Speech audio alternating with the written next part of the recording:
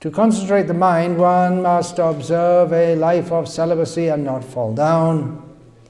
One must undergo the austerity of voluntarily giving up sense enjoyment.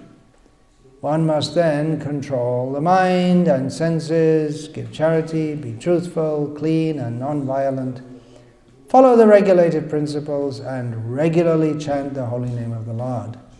Thus, a sober and faithful person who knows the religious principles is temporarily purified of all sins performed with his body, words, and mind.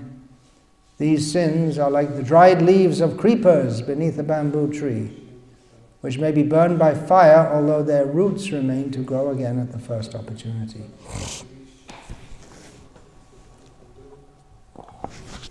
Purport.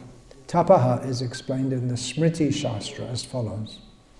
Manasas chendriyanam cha aikagryam paramang tapaha. Complete control of the mind and senses and their complete concentration on one kind of activity is called tapaha. Our Krishna consciousness movement is teaching people how to concentrate the mind on devotional service. This is first class tapaha. Brahmacharya, the life of celibacy, has 8 aspects. One should not think of women, speak about sex life, dally with women, look lustfully at women, talk intimately with women, or decide to engage in sexual intercourse. Nor should one endeavor for sex life or engage in sex life. One should not even think of women or look at them, to say nothing of talking with them. This is called first-class brahmacharya. If a brahmachari or sannyasi talks with a woman in a secluded place, naturally there will be a possibility of sex life without anyone's knowledge. Therefore, a complete brahmachari practices just the opposite. If one is a perfect brahmachari, he can very easily control the mind and senses, give charity, speak truthfully, and so forth. To begin, however, one must control the tongue and the process of eating. In the Bhakti Marga, the path of devotional service, one must strictly follow the regulated principles by first controlling the tongue. Sivun mukhehi jihvado swayameva spuratyadaha. The tongue, jiva, can be controlled if one chants the Hare Krishna Mahamantra, does not speak of any subjects other than those concerning Krishna, and does not taste anything not offered to Krishna. If one can control the tongue in this way, brahmacharya and other purifying processes will automatically follow. It will be explained in the next verse that the path of devotional service is completely perfect and is therefore superior to the path of fruitive activities and the path of knowledge.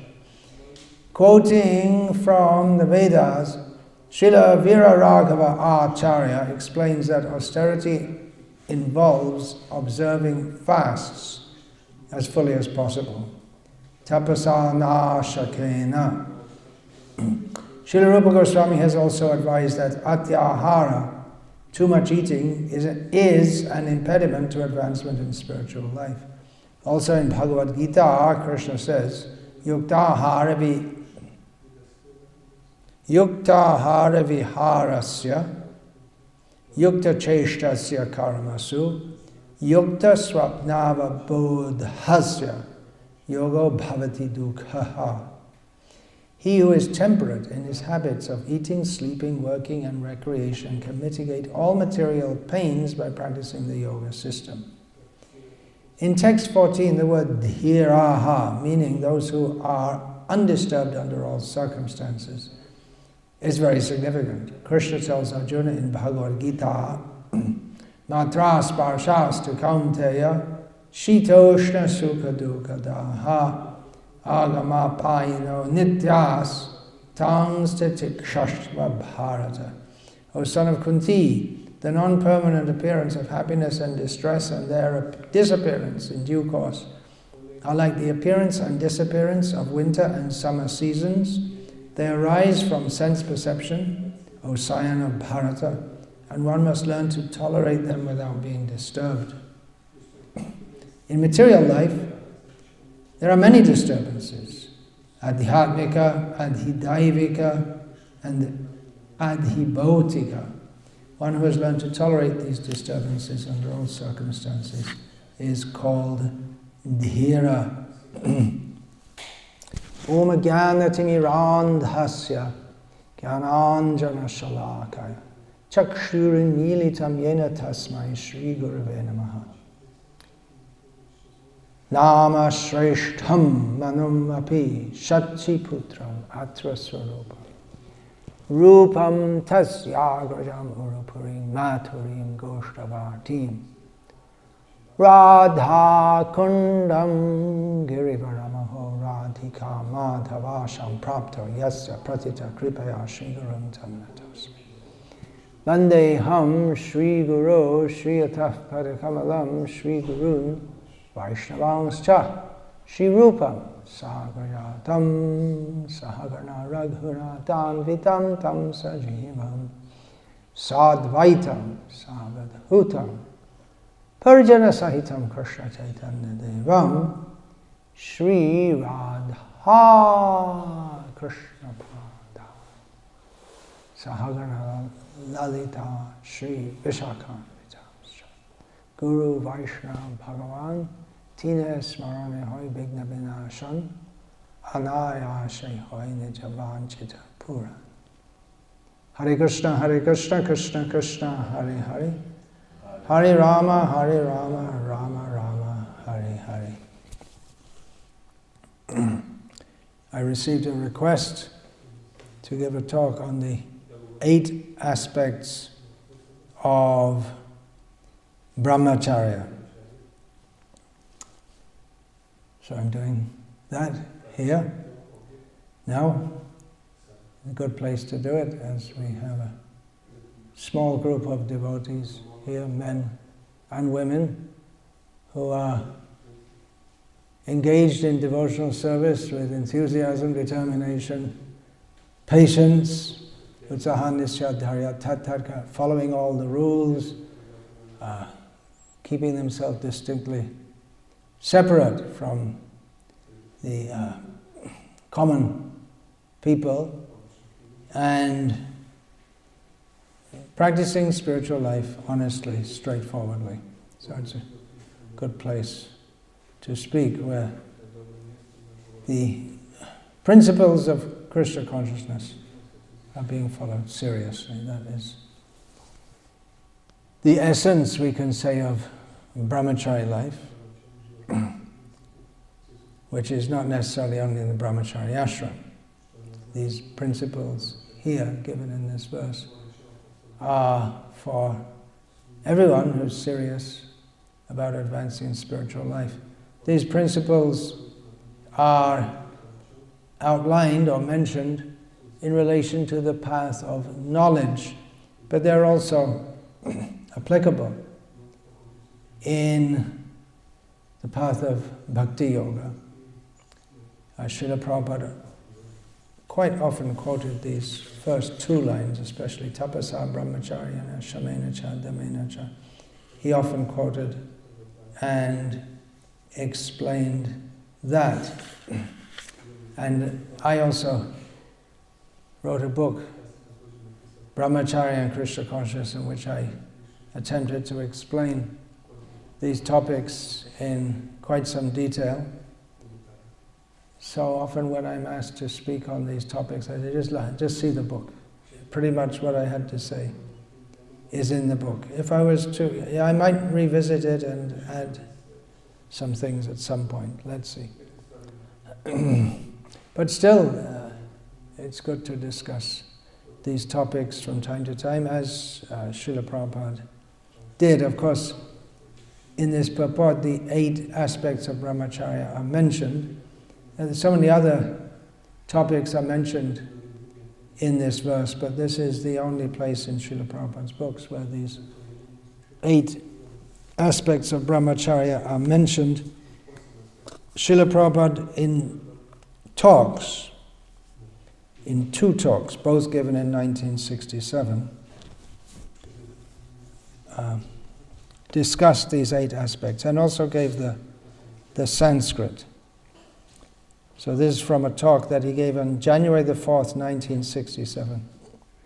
Oh, okay, that's good, yeah, thank you. Yeah. Let's move this to one side and this to the other side. Yeah, I want to keep that also.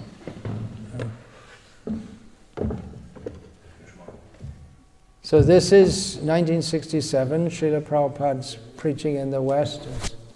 He's got a foothold, we can say. It's in New York. And he's really, at this point, teaching the devotees to be devotees, to graduate from their hippie life. They're devotees, but they need a lot of training, a lot of instruction. So Srila Prabhupada is quoting in this talk, it's a talk on Bhagavad Gita, chapter 10, text 4, from Bhavartha Deepika. Who knows what Bhavartha Deepika is? Anyone? Commentary, yeah? Anyone like to say? No? Commentary on Srimad Bhagavatam by Sridhar Swami. Thank you very much. So Srila Prabhupada is reading out the Sanskrit and summarizing. This is from, this same section of Bhagavatam that we're reading. Tatu nityam apramatah shanaya labate nanya iti sadrashtantam aha neti patyam evanam ashnataha purushan yata vyadhayo nabadhante tata niyamadi kartak shemaya tattva jnanaya samartho bhavati. Srila Prabhupada summarizes all of this by saying, therefore, following the regulative principles, anyone who is following, he becomes able for progress in spiritual marga, in the spiritual path. So these things are needed for advancement in the spiritual path. We hear often, Hare Nama, Hare Nama, Hare Nama, Eva Kevalam. It doesn't mean that we can break the four regulated principles and chant Hare Krishna and still make positive spiritual advancement. Hare Nama Eva Kevala means the path of chanting Hare Krishna. This is discussed in Chaitanya Charitamrita. Chaitanya Mahaprabhu explains that 3 times, Nastyeva, Nastyeva, Nastyeva, 3 times it is stated, no other, means not by karma, not by jnana, not by yoga, only by bhakti, which by harinam and kali yoga. So it doesn't mean that we avoid all regulated principles. That's a misunderstanding. Then Srila Prabhupada goes on from Bhavartha Deepika, Etad eva vishadeyati dvabhyam tapasa. Tapasa means Ekadashi, tapasya. Interestingly, Srila Prabhupada, he was in New York, and in the beginning, before anyone was initiated or anything, he would have people coming, he would give them prasadam, engage them in chanting. He didn't give many rules, but Ekadashi, that was from the very beginning. Ekadashi, that one should not take grains or beans. Tapasa means Ekadashi, tapasya. Tapasa, austerity, means that one should be determined. In this life I must complete Krishna consciousness. That is tapasa, and for this purpose, whatever I have to do, I must do. So we can see this is a long way from just chant Hare Krishna and be happy. In the beginning, come along, just come, chant, eat.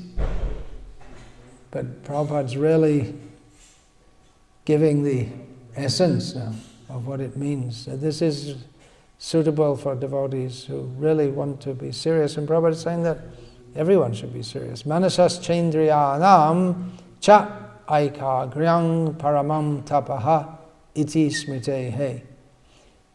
Srila Prabhupada comments, aikagryam. Anyone know what that means?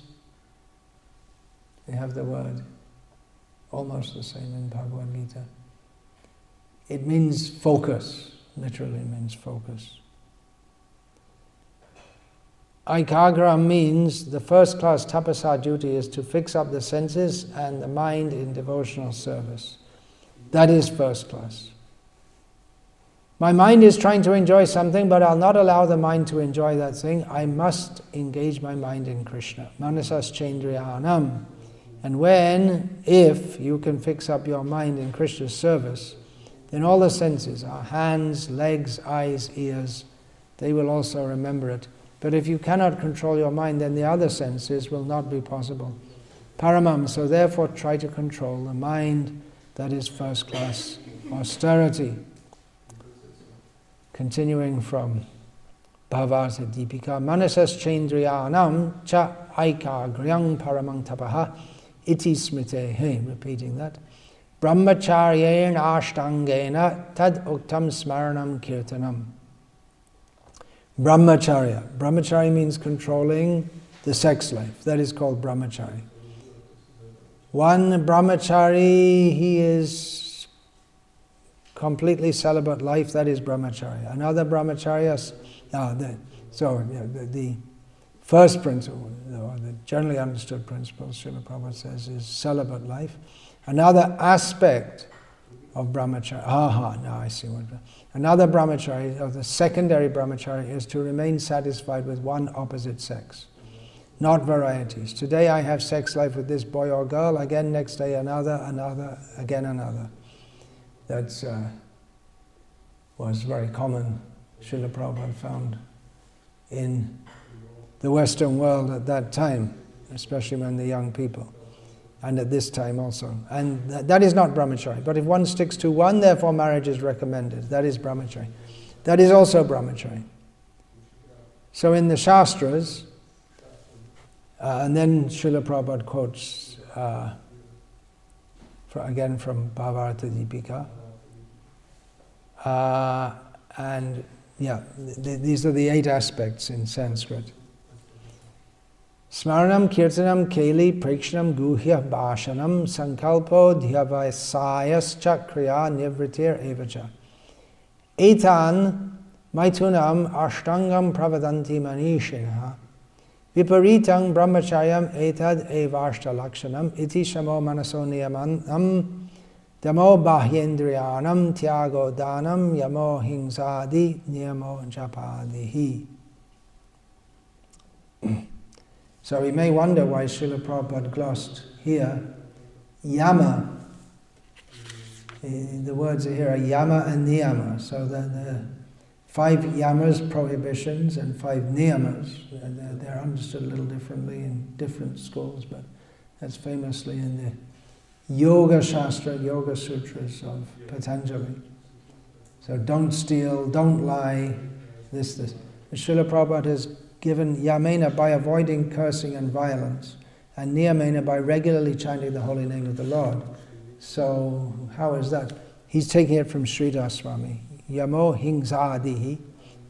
The yama here, the prohibitions, means no violence, and niyama japadi, chanting the holy names. So he's taking it from that. So Srila Prabhupada goes on. So the tapasya life begins from celibacy, brahmacharyana. Shukadev Goswami recommends. Brahmacharya is described in the Shastras, that smaranam, kirtanam, keli, prekshanam, guhya bhashanam. Sex life, smaranam, thinking of sex life, that is against brahmacharya. Complete celibacy means one should not think of even sex life. Smaranam, or talk of sex life. That's, Kirtanam, smaranam, kirtanam.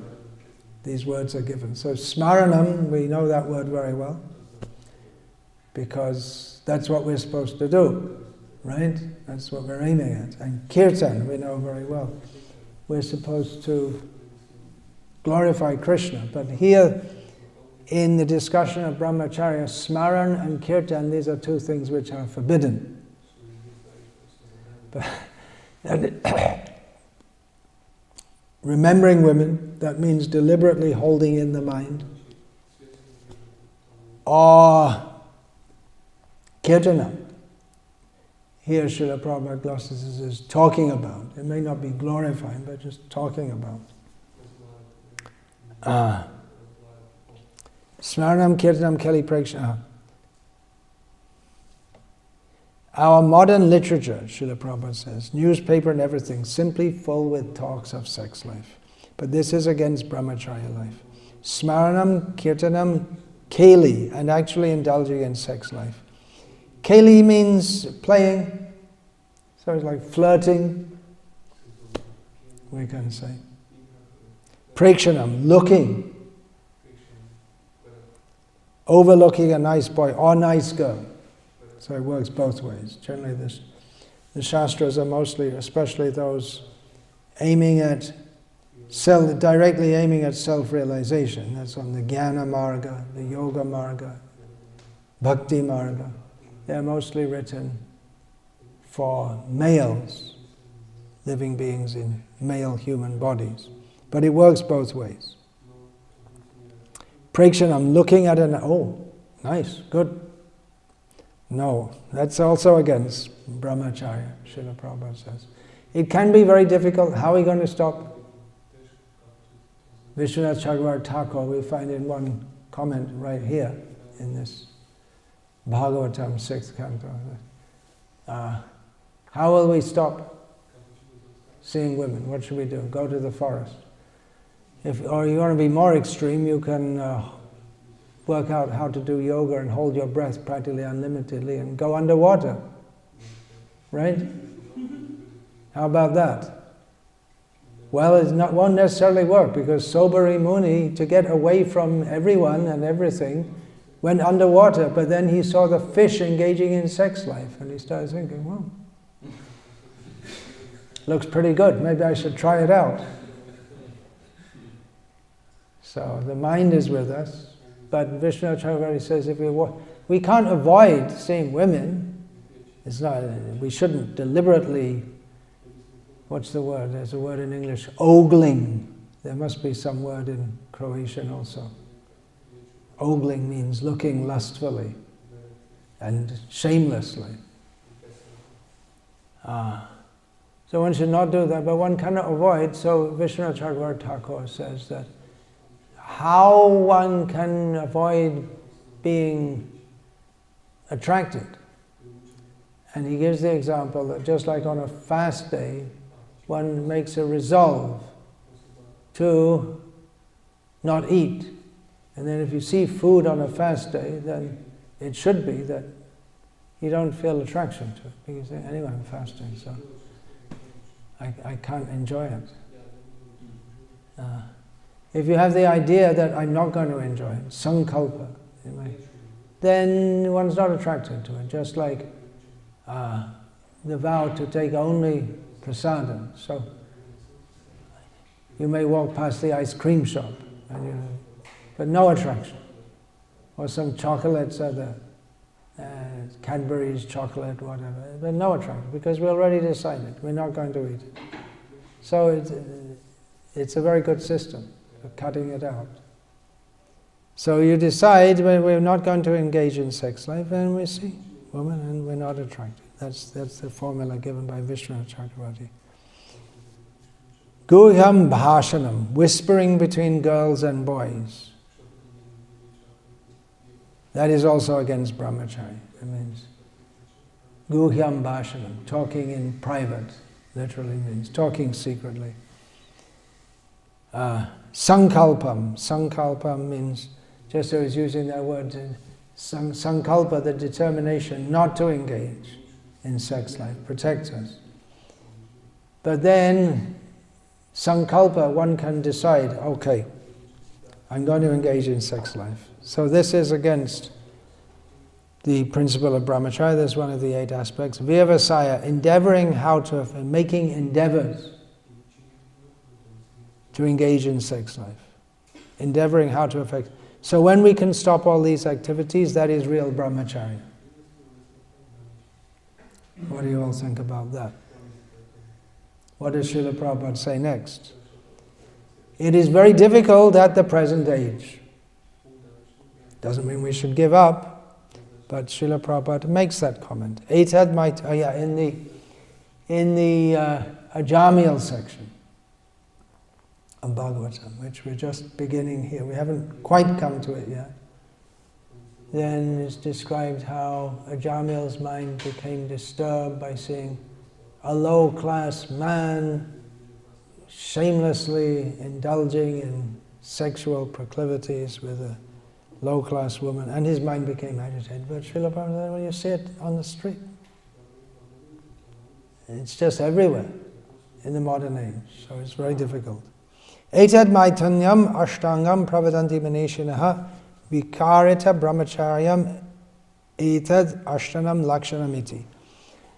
Brahmacharya means that you cannot think of sex life, you cannot talk of sex life, you cannot whisper about sex life, or you cannot endeavor for sex life. These 8 types of activities in sex indulgence are against brahmacharya life.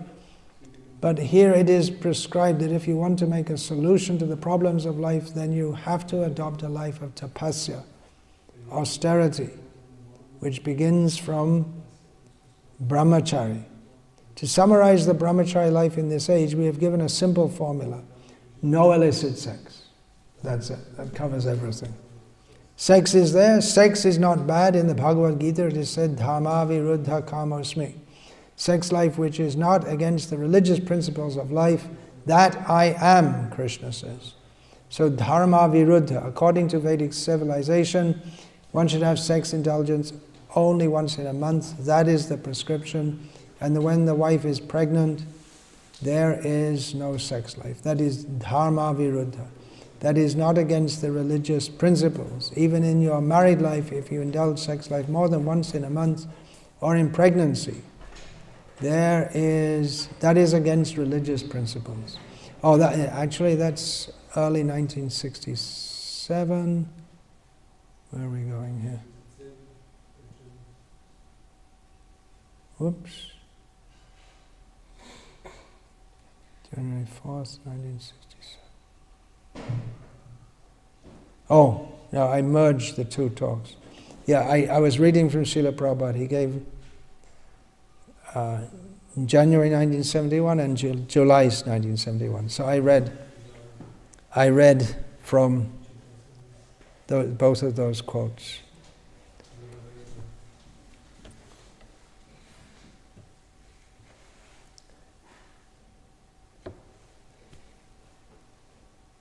We can turn it round the other way. One should think of women. All brahmacharis should think of women, speak about sex life. The highest level, think about the gopis, talk about the pastimes of Radha and Krishna. That even we warned against, not to jump in foolishly, because it is sex. Sex is the highest principle. Love. Adi rasa. It's love. In this material world, sex and love, people can't work out the difference. There is no difference in the spiritual world. In this world there is lust. And because lust seems, or love in this world, is intertwined. Love between male and female in this world is intertwined with lust. So we are enjoined to be careful in hearing about the pastimes of Krishna with the gopis, with the queens, because to us it might seem like lust, or it might awaken our deep-rooted lusty desires in our heart. If we hear Shraddhanvita, with great faith, the same word is given in this verse that we read today. If we hear with great faith about Krishna's pastimes with the gopis, that can clear the disease of lust from the heart. In this regard, Srila Prabhupada warned that be careful. He quoted this and he warned, be careful. If you feel that you're becoming materially agitated, then stop it. So it is the formula given by Srimad Bhagavatam Swami. But we have to check our own mind and see if we're becoming disturbed. As Srila Prabhupada stated here, it's very different, very difficult in the present age. It's still, to some extent, understood that monks here in the Western world. If we say someone is a monk, it's not expected that they will be living with women or having girlfriends or any such thing. Illicit sex is very much part of the way of life in the Western world. It was in 1965 when Srila Prabhupada went there. That was in 1966. He was in New York, and it's very much part of the Western world. Maybe this was Yugoslavia at that time. Maybe it wasn't so prominent here. I don't know, but it was very gross. Well, especially among those the hippie class, beginning in the 1960s in America. And that wasn't much appreciated by the mainstream, but gradually the mainstream died out and the hippies became the mainstream. So it's quite normal and accepted now. Previously, there could be no question of the President of the United States being a divorcee who's remarried, but that no one even makes an issue, and probably most people don't even know about it because it's so normal. In the last century, in the 1930s, I believe it was, one king of England had to abdicate, had to give up his post as the king because he married a divorcee. But now the present king of England is married to a divorcee, and no one thinks anything of it. It's just okay. It's just, well, that's the way people live. But for a monk or someone who's taken that vow, religious vow, that's not considered at all good. In India, we see that still sannyasis, they're highly respected, generally speaking, among Hindus, at least. But if it's found out that if a sannyasi is having illicit sexual relationships secretly, then he becomes totally despised, very much.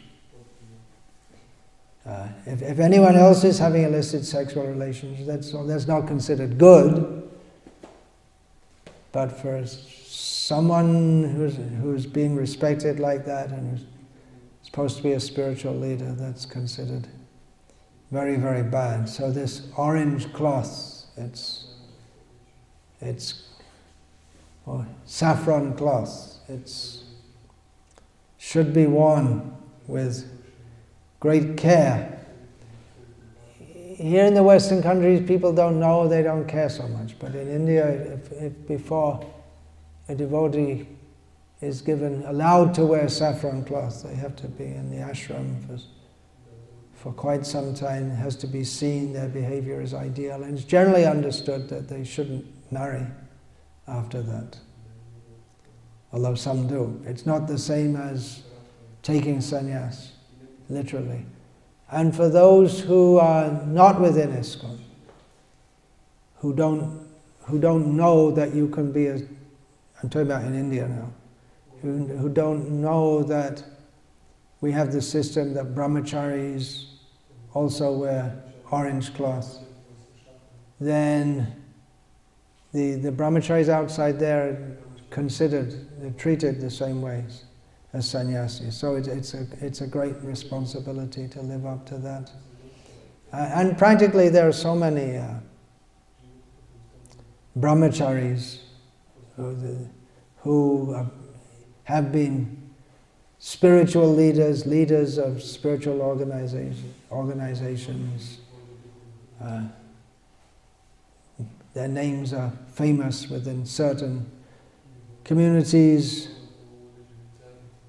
Mahanambrata Brahmachari, Parnavananda Brahmachari. They didn't literally take sannyas, but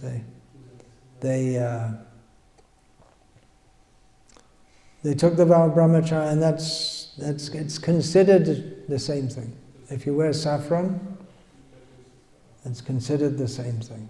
It's different in our ISKCON.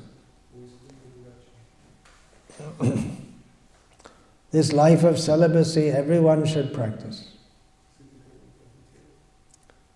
in Krishna consciousness.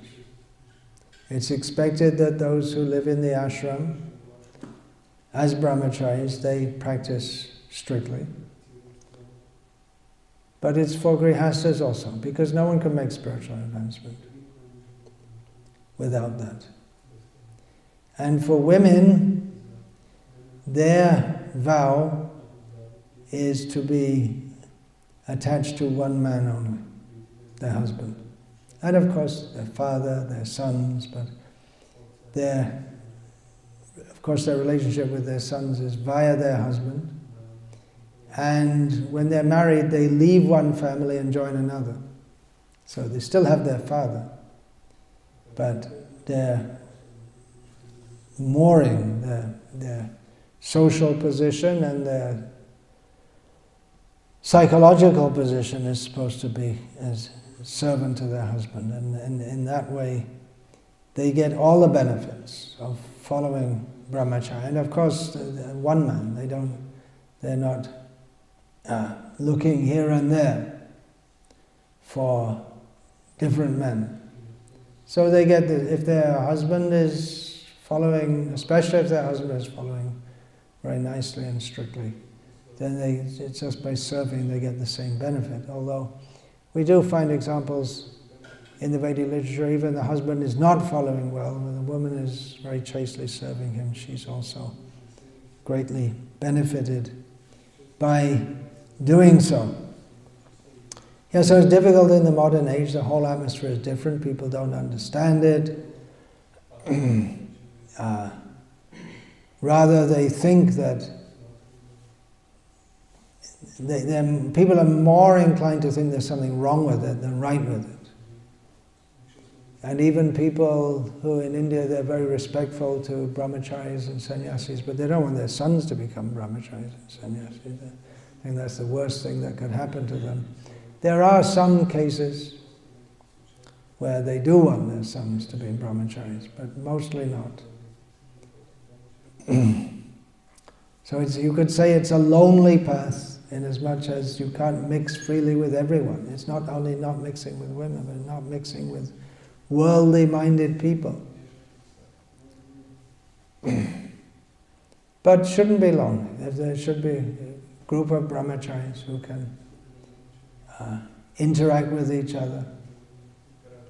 I was just listening to a recording of devotees speaking of his memories of brahmachari life in the 1970s, how books, they say, they're just absorbed in books, distributing and reading, that's all.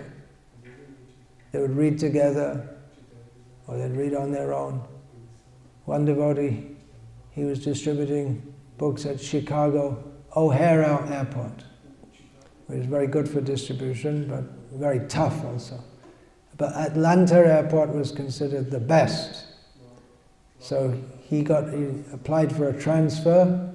He said, yeah, okay, but if you want to go to Atlanta, we keep that for the very best, most dedicated. So you've got to do 7 days a week, 12 hours a day.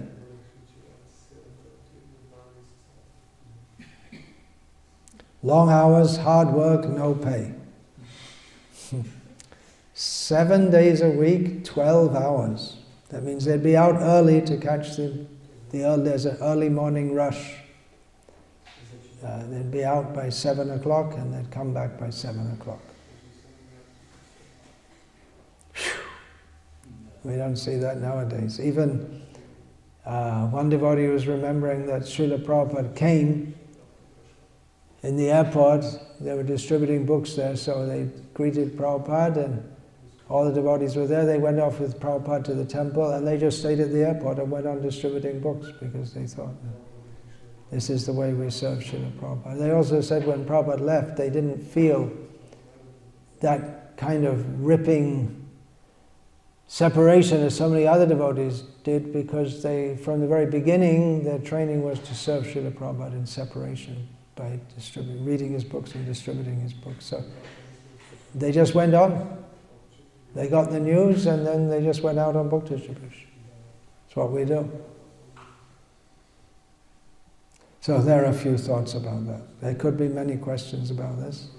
Often when I'm asked questions about brahmachari life, It's this, the answer's already there in that book.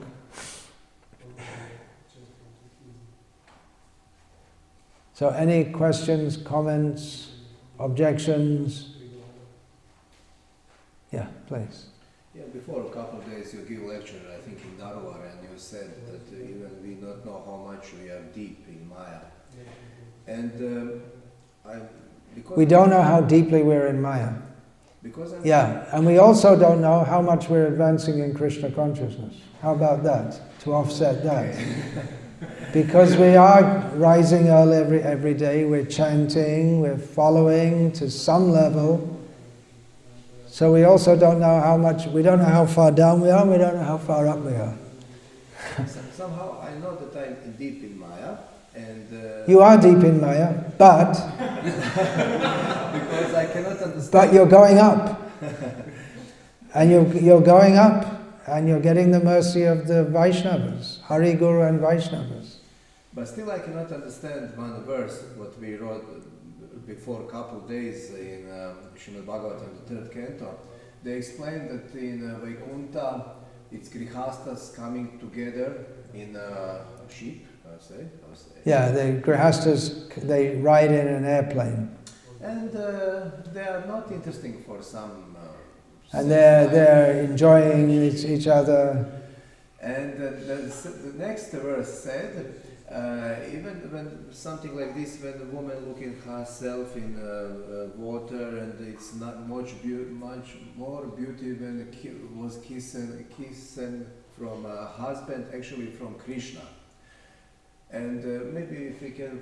It sounds almost like mundane sexual overtones in Vaikuntha. But he explained that actually all this this is Lakshmi's, because these wives, it's actually in Vaikuntha, yeah. From Krishna. And I'm thinking, why they need a man? Why do you need a man? Can you imagine that you... Well, why do you need a man if you're just serving Krishna? Why do the women need a man? This man kissing well, that's Krishna's arrangement, that there is man and woman. It begins with him and Radha. And it goes in the spiritual world also.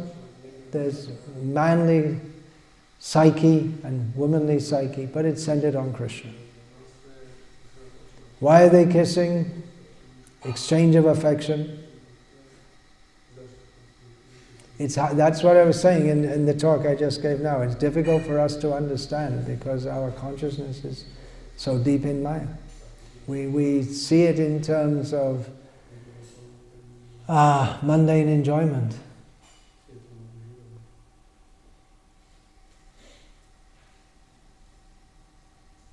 Srila Prabhupada writes, there's no sex life in Vaikuntha.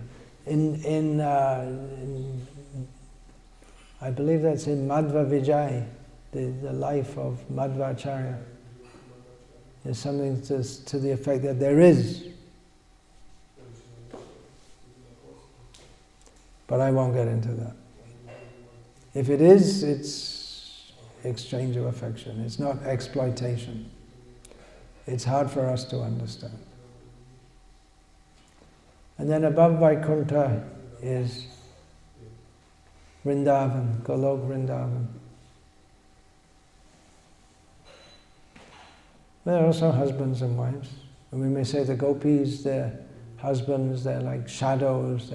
But there's Nanda and Yashoda, the older cowherd men and women. So that's there. My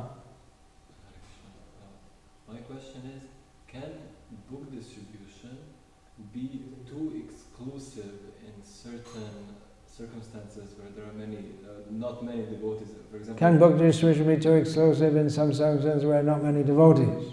For example, if you have there are only 3 devotees. We're just like on a traveling sanctuary, there are 3 devotees. And everyone says, I'm only going to do book distribution. And then no one's going to do shopping for boga, no one's going to prepare any meal. Then it becomes impractical, doesn't it? So, do the needful is also a motto.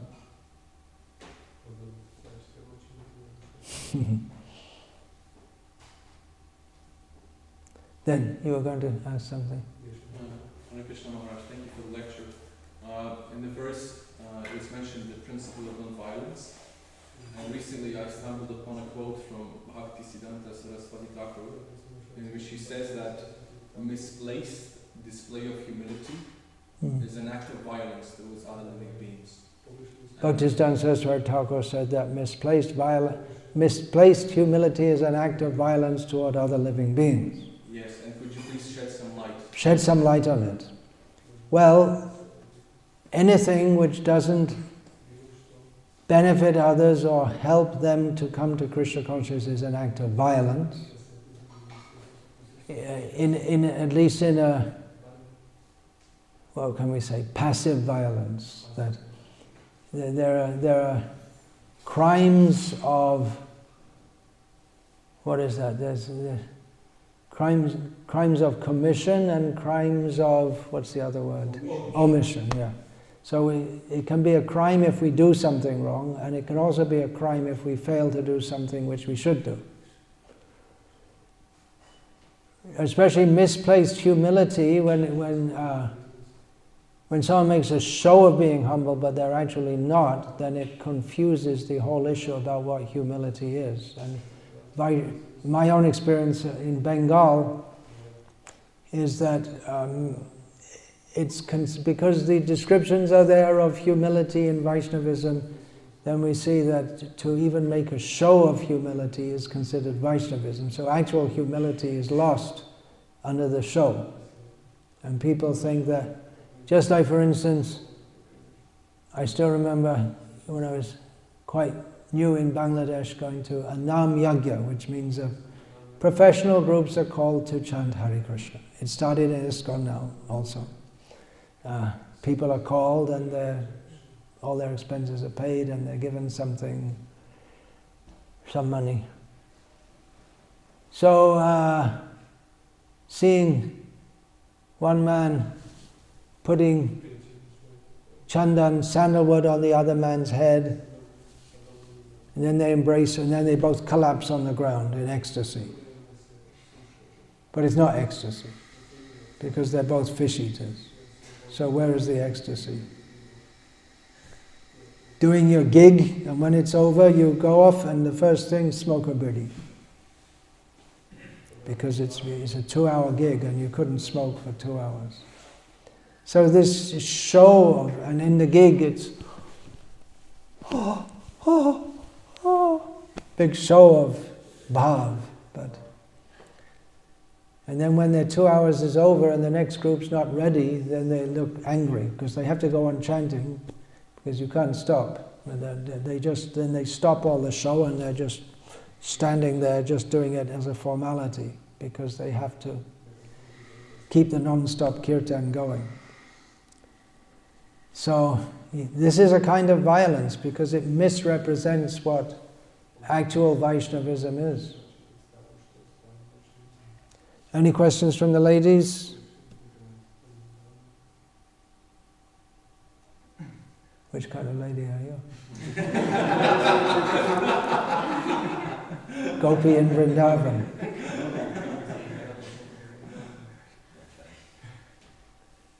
If anyone, especially in a male body, tells me I am a gopi, I become doubtful. One of the most lionized devotees in our movement, who's passed away now, who's openly said, actually I'm a gopi. Yeah, then? Can I ask a question? Yeah? One talk of Mahotsaha Prabhu, I heard that you did observation in our society because the devotees they're taking these karmic grains prepared for karmics, that's our society in such situation like standards going down. Standards going down because people are supposed to be devotees are eating food, especially grains cooked by non-devotees. Yeah, well, that's what Chaitanya Mahaprabhu said. Bishoyer onna kaile molin hoimon. The mind becomes contaminated if we eat food of sense enjoyers. So Krishna consciousness is a science. Our mind will become contaminated if we eat food cooked or even given, and that used to be the culture, by materialistic sense enjoyers. So Hare Krishna, we'll finish there for now. All glories to His Divine Grace, Srila Prabhupada.